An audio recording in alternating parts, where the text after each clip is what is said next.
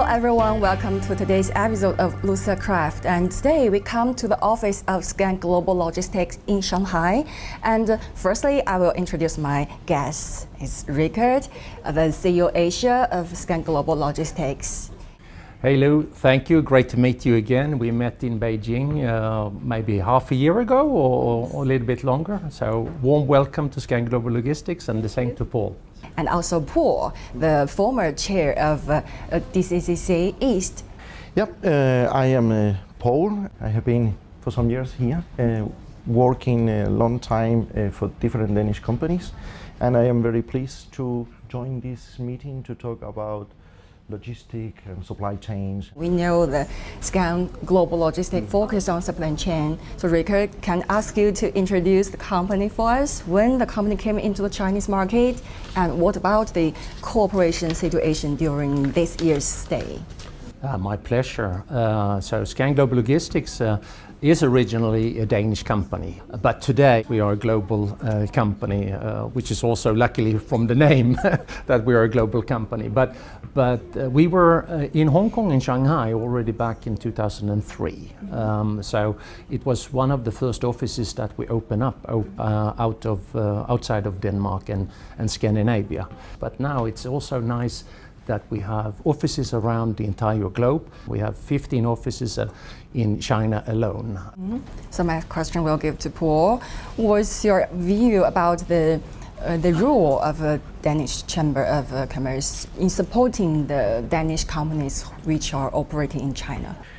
We are a platform, so everyone working at the boards are doing it because they love it, because they want to help it.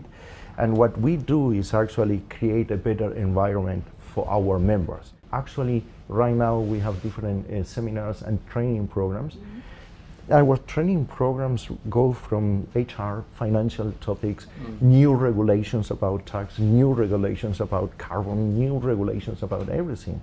And we only exist if we have members. So, especially active members. Ask about the supply chain situation, the development situation throughout the world, and also especially in face of the challenges of the supply chain areas. I mean, we all remember the challenges that happened during the pandemic, but that was a test on how vulnerable the supply chain can be.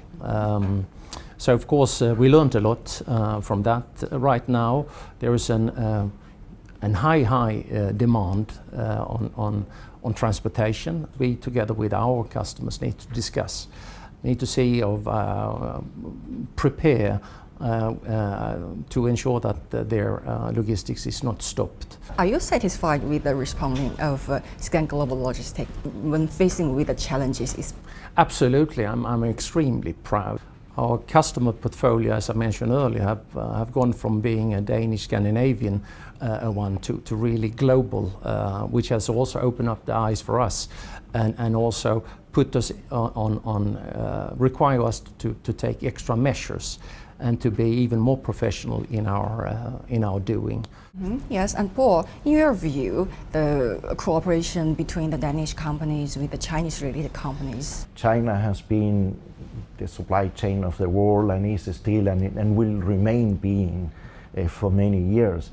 And you mentioned the EVs, you mentioned the solar panels. So any industrial solution has Chinese components. So today, Europe, because of the geopolitical situation and so on, is facing a challenge with the logistics. You need to be closer to the customers. BYD is building a factory in Hungary, and the reason is because not only to avoid tariffs, it's also to be closer to the market. And when they go there, they need companies like them and many others to help, because a logistic company from China cannot operate the same way in Europe. There are other rules, there are other traditions, there are other things where you need some people with the local experience to help you. There are more and more Danish companies are planning to come into the Chinese market. And what's your view about the Chinese market? Actually, all the big Chinese companies has been in China for many years now, and some of them even for 100 years. But China is developing a lot in many areas. In this case, Danish companies have a very strong footprint and a very strong know-how with green energy, with saving energy, with water treatment, with a lot of solutions, including medical solutions. So these companies are inspiration for a lot of smaller companies that either are suppliers or want to be part of what the others are doing and move to China, because the middle class in China keeps growing and everyone wants to have a share of that cake. So more and more companies are coming, and is linked to the support. We get more and more new members that are small and middle-sized companies doing services and doing new technologies. China is by far the most important market that we have, and will remain so. We have been fortunate to be able to follow due to good service, and of course sustainability, and Danish have always been on the front run of it. But we also see that coming in more and more actively into the Chinese market. Being first with EV scooters, but now also on the car, dominating the market as such, are great examples of where Chinese technology and efforts are being done. But there are many more areas that I say, of course, that can be further enhanced in order to solve the bigger problem that we have on the planet with CO2 emissions growing and overheated planet. So many more steps, and if we can play a little role in it, we are very privileged and happy to do so. Yeah, when we talk about the local policies, come into my mind the 24 measures, which was promote high-level opening up. And how have these measures improved the business environment for Danish companies operating in China? So in general, it's a very positive measurement from the government, and we welcome it, and all our members are quite happy with that.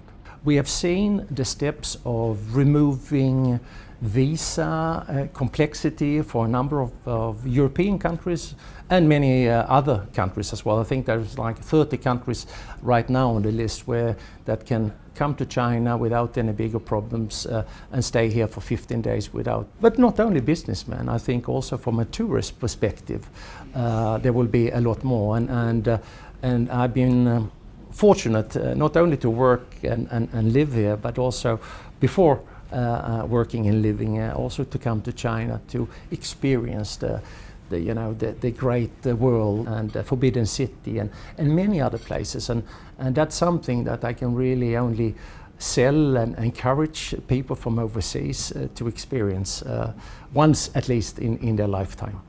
In which areas do you think China and Denmark can further strengthen cooperation?